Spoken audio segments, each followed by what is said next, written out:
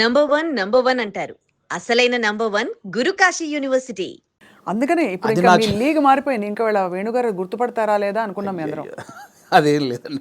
బలగం వేనే ఎప్పుడు కమెడియన్ వేనే. అంతేనా? ఇంక 20 సంవత్సరాల తర్వాత కూడా నన్ను కమెడియన్ వేన్గా చూడవచ్చు. నాకు అది ఇష్టం బాగా. కానీ మీకు చాలా స్ట్రాంగ్ ప్రెజెన్స్ అండి యాజ్ అన్ యాక్టర్, కమెడియన్ కూడా. అవును. ఆ తెర మీద కొద్దిసేపు వచ్చినా కూడా ఒక్కసారి అంటే కొంతమందికి ఆ లగ్జరీ ఉంటుంది. సో రెండిట్లో మరి ఏది ప్రిఫర్ చేస్తారు మీరు? ఏది యాక్టింగ్ అప్పుడు మీరు రాజా కదా. డెఫినెట్లీ డైరెక్టర్ అనేది ఒక చిన్న పాయింట్ ఎక్కడో తగులుద్ది కదండి. ఏ డైరెక్టర్ ఒక చిన్న పాయింట్ ఎక్కడో ఫ్రెండ్స్ చిట్చాట్లోనో లేదా నిద్రలోనో ఏదో డ్రైవింగ్ చేస్తున్నప్పుడు సంబంధం లేని టైంలో ఒక చిన్న ఫ్లాష్ అవుతుంది. ఏదో ఏ రైటర్కైనా ఇది బాగుందే ఇప్పుడు స్వప్న గారు ఉన్నారు నాకు పరిచయం. స్వప్న గారు నాకు పొద్దున ఇలా సరదాగా అనిపించింది. ఎలా ఉంది అంటే స్వప్న గారు ఒక రియాక్షన్ ఉంటుంది, ఏ భలే అని. ఆ ఒక్క చిన్న ఐడియాకి ఇంకొకటి సపోర్ట్. ఇది ఒక 10 మంది ఒక 100 మంది దగ్గరికి వెళ్ళేసరికి ఇది పాయింట్గా చేయొచ్చు. అక్కడ నుంచి పేపర్ ఒక కథ రెడీ అవుతూ ఉంటుంది. అక్కడ నుంచి ఒక ప్రొడక్షన్ దగ్గరికి వెళ్ళిన బడ్జెట్లు, గోల, ఇవన్నీ రైటింగ్, సాంగ్స్ ఇవన్నీ జరిగి స్క్రీన్ మీదకి వెళ్ళేసరికి ఒక రూపం వస్తూ ఉంటుంది. దాని తర్వాత మనకి ఎడిటింగ్లో ఒక ప్రాపర్, దాని తర్వాత ఆర్ఆర్, దాని తర్వాత మిక్సింగ్, అంటే ఎక్కడో ఒక చిన్న పాయింట్ కళ్ళ ముందు అలా రూపాంతరం చెంది. అంటే లైక్ బేబీ అండి. ఒక బేబీని కడుపులో పడ్డప్పటి నుంచి బయటకు వచ్చేదాకా తెలియదు. అవును, అంత ఉంటుందండి డైరెక్షన్. సో ఇది ఎప్పటికైనా ఇది గోల్డెన్. అంటే అనుభవించినట్టు తెలుస్తుంది. ఒక సినిమా తీసి అది హిట్ కొట్టినప్పుడు ఆ డైరెక్టర్ ఎందుకు అంత గడ్డాలు వేసుకుంటాడు, ఎందుకంత ఎగ్జైట్ అవుతాడంటే నాకు అనుభవించాక తెలిసింది దాని కష్టం. అంటే ఒక 5 years దాని వెనకాల నేను పడ్డ జర్నీ అంతా నాకు తెలుసు కాబట్టి. సో అది డైరెక్షన్ అనేది చాలా గొప్ప విషయం అండి. గొప్ప విషయం, ఒక గొప్ప ఫుల్ఫిల్మెంట్ మీకు. అంతే. అంటే కంప్లీట్ ఒక థాట్ దగ్గర నుంచి ఎండ్ వరకు మనమే చూస్తాం దాన్ని. అవును. అండ్ యాక్టింగ్ అనేది అది కూడా అంటే నా నెక్స్ట్ సినిమాలో ఒక మంచి సెటప్ ఉంటుంది దానికోసం. అది కూడా సూపర్ అండి. అది నేను రెండు ఏది అంటే నేను చెప్పలేను. ఇది ఫ్రెష్గా అనుభవిస్తున్నా. కానీ ఇప్పుడు మీరు ఇలా అవార్డ్ విన్నింగ్ డైరెక్టర్ అయిపోయారు కాబట్టి కొంచెం ఎక్స్క్యూజ్ మీ అన్నట్టు ఉంటానేమో అందరి మీతో. అదేం లేదు, నేను ఎప్పుడు దాన్ని నమ్మను. అలా ఎక్స్క్యూజ్ మీ అంటే నేను స్టేజ్ మీద మాటలు చెప్పనేమో. అంతేనా? అయితే ఇప్పుడు యాక్టింగ్ ఆఫర్స్ వచ్చినా వస్తాయి, కంటిన్యూ చేస్తారు? చాలా వస్తున్నాయి. బట్ నా రెండో సినిమా మీద అంటే ఇప్పుడు నాకు బలగం ద్వారా మీరే చూశారు, చాలా రెస్పాన్సిబిలిటీ వచ్చింది. అవును, దాంతో భయం వేస్తోంది. అంటే ఇంతమంది డెఫినెట్లీ నన్ను ఆశీర్వదించిన వాళ్ళందరూ మళ్ళీ నా సినిమా చూస్తారు, వాళ్ళని సాటిస్ఫై చేయాలి అనేది బాధ్యత, భయం ఎక్కువైపోయింది నాకు ఇప్పుడు బేసిక్గా. అందుకే ఈ సినిమా వరకు నేను పెద్దగా యాక్టింగ్ వైపు వెళ్ళట్లేదు. సినిమా తర్వాత డెఫినెట్లీ మళ్ళీ అంటే చిన్న చిన్న క్యారెక్టర్లు చేస్తున్నాను. Close friends, 3 days character, 5 days character, lengthy క్యారెక్టర్లు అయితే చేయదలుచుకోలేదు. కానీ ఇప్పుడు ఎలాంటి కథలు చెప్పాలి మీరు అనుకుంటున్నారని మిమ్మల్ని అడిగితే ఏం చెప్తారు మీరు?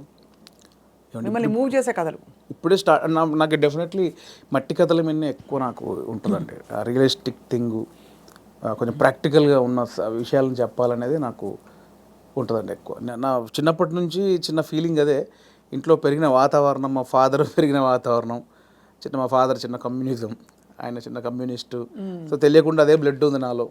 సో అందుకే చిన్న అటువైపు వెళ్తుంది నాకు. కమర్షియల్ అనేది మేబీ ఫ్యూచర్లో చేస్తానేమో. ప్రజెంట్ అయితే మైండ్ అంతా నేను చిన్నప్పుడు నా జీవితంలో, నా జర్నీలో జరిగిన విషయాలు చాలా ఉన్నాయి, చాలా ప్రాక్టికల్ విషయాలు ఉన్నాయి. చాలా జనాల్ని అంటే రెగ్యులర్ కమర్షియల్ అన్నీ చేస్తున్నాం కదా, ఒకసారి చూసి బలగంలాగా ఆలోచించి అరే ఇది కదా మన చుట్టూ ఉన్నాయి కదా అని ఆలోచించే విషయాలు చాలా ఉన్నాయి నా వరకు అయితే. సో అది ఎంతవరకు చెప్పే పరిస్థితి ఉందో తెలియదు, చెప్పేంత వరకు చెప్తాను. చాలా సంతోషకరమైన విషయం ఏంటంటే వేణుగారు, ఇప్పుడు ఇక్కడ తెలంగాణ రాష్ట్రం నుంచి టాలెంట్ ఎంత బ్లాసమ్ అయ్యి ఎన్ని చక్కటి మట్టి కథలు వస్తున్నాయి, ఎంత మంచి టాలెంట్ ఉంది. అసలు చాలా ఏళ్ళకు ఆల్మోస్ట్ బయటికి రాలేదు అనిపిస్తుంది. ఆమె రాంగ్? నేను తప్పుగా మాట్లాడేదా? కరెక్ట్గా చెప్పాను? కరెక్ట్ అండి. ఇప్పుడు బయటకు రావడం, కట్టలు తెంచుకుని ఒక్కొక్కళ్ళు అంటే ఇక్కడ ఈ గడ్డ మీద ఉండే ఆలోచన ఏంటది, ధాటి అంటారు చూడండి, ఆ కన్విక్షన్ అది చాలా గొప్పదండి. అంటే మట్టి నుంచి పుట్టిన కథలు కదా. అంతే అండి. ఇంతకుముందు ఇక్కడ ప్రాంతం వరకు ఏంటంటే కొంచెం చదువు లేక ఆకలి చౌలు వరకే ఉంది. బట్ అక్కడ సృజనాత్మకత కూడా ఉంది, చాలా ఉంది. అంటే ఇటువైపు ఎన్ని కథలు ఉన్నాయి, అటువైపు ఎన్ని కథలు. ఎక్కడైనా మనుషులు ఉన్న చోట చాలా కథలు ఉంటాయి. అవును. సో ఇక్కడ కథలు కూడా ఇప్పుడు వస్తున్నాయి. అందుకే ఇప్పుడు అంటే ఎట్ ప్రజెంట్ నా మూడంతా ఇక్కడే ఉందన్నమాట. నా జర్నీలో నేను చాలా కథలు చూశాను, అందులో ఒకటి బలగం. సో ఇంకా చాలా కథలు చూశాను. సో అవన్నీ చెప్పొచ్చు, దాన్నే కమర్షియల్గా చెప్పొచ్చు. ఇప్పుడైతే మరి మీ రెండో సినిమా వివరాలు అడగచ్చా? ఇంకా చూనా? సూన్ అండి, సూన్ డెఫినెట్లీ. అంటే అఫీషియల్గా నా ప్రొడక్షన్ నుంచి వచ్చినప్పుడు అడిగితే బెటర్. నో డెఫినెట్గా. కానీ అందరికీ క్యూరియాసిటీ ఏంటంటే బలగం తీసిన తర్వాత మీరు చాలా జాగ్రత్త పడాలి, ఇంకా రెండో సినిమాకి అదేంటి అదే స్థాయిలో మెప్పించాలి, ఇంకా ఎక్కువ మెప్పించాలి వీలైతే. మరి ఏంటి మీ ఆలోచనలు దాని మీద? ఉందండి, కథ అయిపోయింది, ఆల్మోస్ట్ కథ అయిపోయింది. ఇంకా అఫీషియల్గా అనౌన్స్ చేస్తాం త్వరలో. మళ్ళీ డెఫినెట్లీ నన్ను ఎవరైతే ప్రేమించారో ఆశీర్వదించారో వాళ్ళని ఒప్పిస్తానని నమ్మకం అవుతుంది. నా కథ అయితే ఇప్పటివరకు అయితే ఖచ్చితంగా ఒప్పిస్తానని నమ్మకం అవుతుంది. అంతకుముందు కామెడీ యాక్టర్గా జబర్దస్త్లో మీ జర్నీ ఎలా ఉండేది వేణుగారు? అది హ్యాపీ జర్నీ అండి, చాలా హ్యాపీ జర్నీ నా లైఫ్లో. అంటే జాలీగా ఉన్న రోజులు అవి. అంటే నేను 2004లో యాక్టర్ అయిన తర్వాత 2015 వరకు గాడ్ గ్రేస్ అసలు వెనక్కి తిరిగి చూసుకోలేదండి. అంటే నేను డైలీ 4 షూటింగ్లు 5 షూటింగ్లు. అంటే ఈరోజు హైదరాబాద్లో ఉంటే సడన్గా మీరు వేణుగారు ఎక్కడున్నారంటే ఈరోజు ఇక్కడే ఉన్నానండి ఈవినింగ్ అంటాను. రేపు ఫోన్ చేసి దుబాయ్లో ఉన్నానండి. అదేంటి నేను ఈవినింగ్ హైదరాబాద్ అన్న, అంత బిజీగా ఉన్నాను నేను. అంత బిజీగా ఉన్నా డైలీ 3-4 షూటింగ్లు, ఈవెంట్స్ అని దుబాయ్లు, ఫారిన్ షెడ్యూల్స్, చాలా బిజీగా ఉండేవాడిని. ఐ థింక్ 4 నుంచి 15-16 వరకు నేను వెనక్కి తిరిగి చూసుకోలేదు. అంటే మా ఇంట్లో నెలకి ఒక వారం రోజులు తింటే హ్యాపీ, అంతే. అంత బిజీగా ఉండేవాళ్ళు. పొద్దున ఎప్పుడైందో, సాయంత్రం ఎప్పుడైందో, నైట్ ఎప్పుడైందో తెలిసేది కాదు. సో 15 తర్వాత కొంచెం జబర్దస్త్ నుంచి బయటకు వచ్చి అప్పుడు ఇంకేమైనా చేసుకోవాలని ఈ బలగం ఏదైతే దానికి ప్లానింగ్లో ఉన్నప్పుడు మాత్రం కొంచెం ఒక 3-4 ఇయర్స్ బాగా స్ట్రగుల్ అయ్యాను. సో కానీ ఎలాగా అంటే మీరు చెప్పారు కదా, అంటే మీరు మట్టిలోంచి పుట్టిన కుటుంబం మీది. మరి మీరు పొట్టకూటి కోసం అయినా పని చేయక తప్పదు. అవును. మరి ఒకవైపు ప్లానింగ్, ఇంకోవైపు యాక్టింగ్ ఆపర్చునిటీస్ వదులుకోవాలి. అప్పుడు మీకు సంఘర్షణ వచ్చిందా? అయ్యో చాలా అండి. అదే అంటే యాక్చువల్లీ నేను 2013లో జబర్దస్త్ స్టార్ట్ అయింది. అప్పుడు పీక్స్ నేను యాక్టింగ్లో, స్టేజ్ షోలని, యాక్టింగ్ అని చాలా పీక్స్. ఆ జబర్దస్త్కి వెళ్ళిన తర్వాత మేము ఎక్స్పెక్ట్ చేయలే.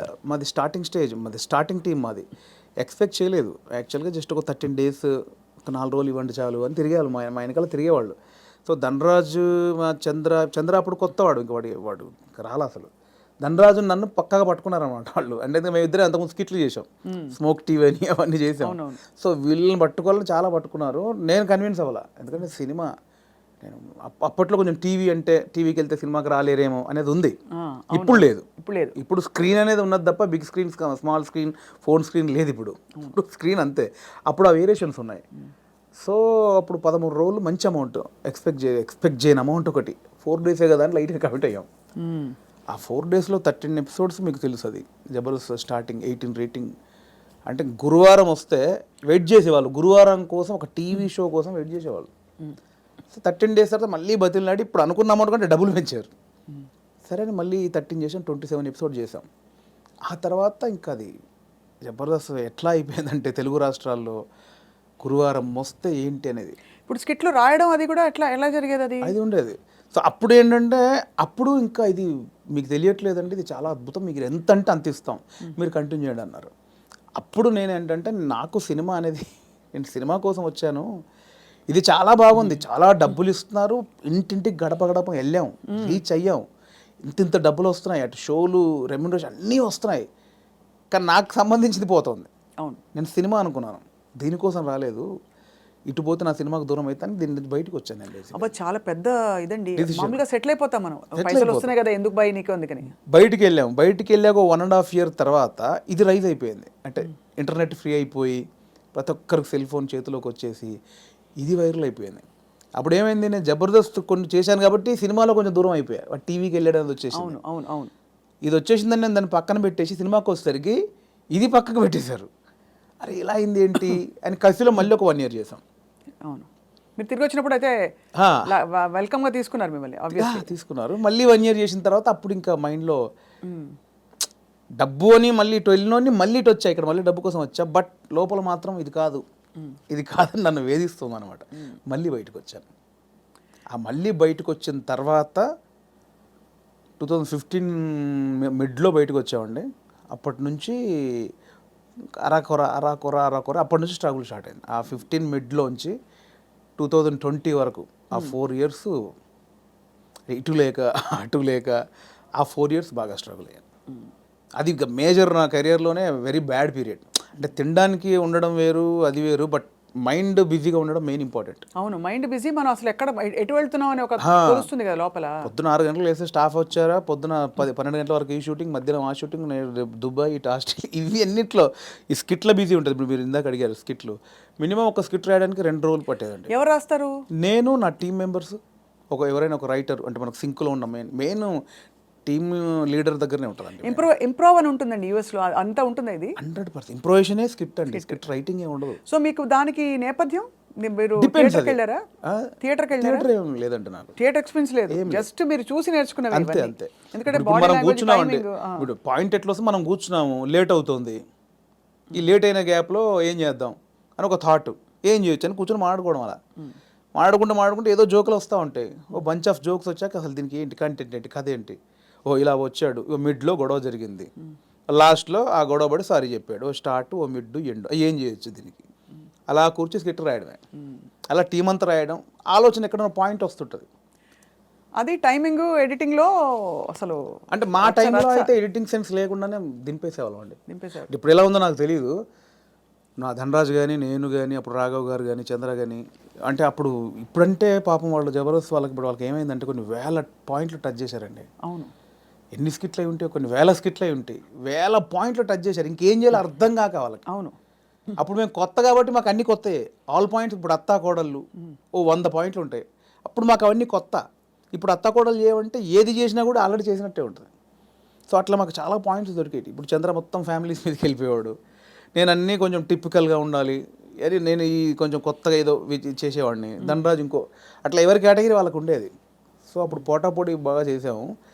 సో ఆ 15 నుంచి బయటకు వచ్చాక అంత మంచి రెమ్యునరేషన్స్ కానీ, ఈవెంట్స్ కానీ, మీకు తెలుసు ఈవెంట్స్ ద్వారా మంచి ఆర్టిస్టులకు మంచి ఆదాయం ఉంటుంది, చాలా బాగుంటుంది. అదే కదా. సో అటు ఇటు మిస్ అయ్యి ఈ 15 నుంచి 20 వరకు నేను దాదాపు మీరు ఎక్స్పెక్ట్ చేయలేని అమౌంట్ మిస్ అయిపోయాను.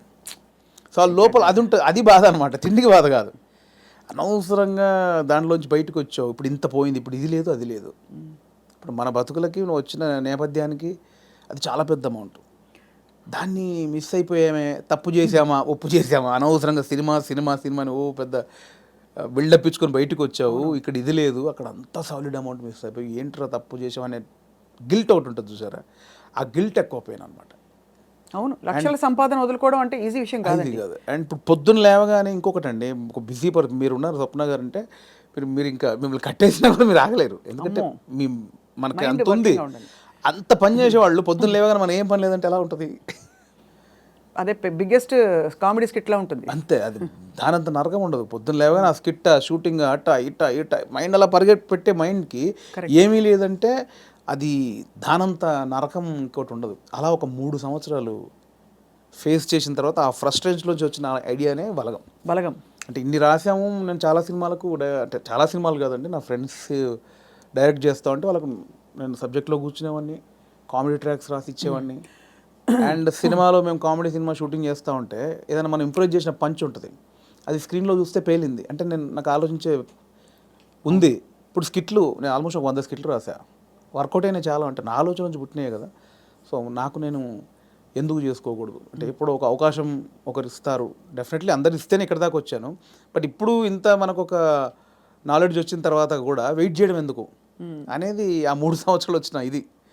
అక్కడ సరే నేనే హీరోగా చేసుకుందాం, నేనే రాసుకుందాం, నాకు ఒక కథ రాసుకుందాం, నన్నే ఇలా ప్రజెంట్ చేసుకుంటే దాన్ని చూసి వేషాలు వస్తాయి మళ్ళీ అనే దాంట్లో నేనే ఒక పాయింట్ అనుకుందామని స్టార్ట్ చేసిన జర్నీ. ఒక 3-4 పాయింట్లు అనుకొని అవన్నీ రెగ్యులర్గా ఉన్నాయి. ఇలా అయితే నన్ను ఎందుకు చూస్తారు, చాలామంది అలా వస్తున్నారు కదా. నన్ను చూడాలంటే మళ్ళీ నేను కొంచెం బ్యాక్వర్డ్ అయి ఉన్నాను, ఇప్పుడు నన్ను కొత్తగా చూడాలి, కంప్లీట్ ఆపోజిట్గా చూడాలి, అది ఏం చేయొచ్చు. చాలా సాహసోపేతమైన జర్నీ అది. అలా And for more videos, Please subscribe to iDream. Please subscribe to iDream. Please subscribe iDream. And please subscribe to iDream. For more videos, subscribe to iDream. please like, share and subscribe to the channel. Congratulations, iDream. Subscribe to iDream. Subscribe to iDream. So subscribe to iDream Media. iDream team andarki huge congratulations. Please subscribe iDream Media. Please subscribe to iDream. Subscribe iDream. Please subscribe to iDream. iDream అంటే నా కళల ఛానల్ను subscribe చేసుకున్న నోరు తిరుగుతలేదు, మీరైతే గంట గుర్తు కొట్టండి. For more such videos, please subscribe to iDream. Subscribe to iDream. Please subscribe to iDream. Please subscribe iDream Media. Please do subscribe to iDream. Please subscribe to iDream Media. For best entertainment and information, please subscribe iDream. And don't forget to subscribe to iDream.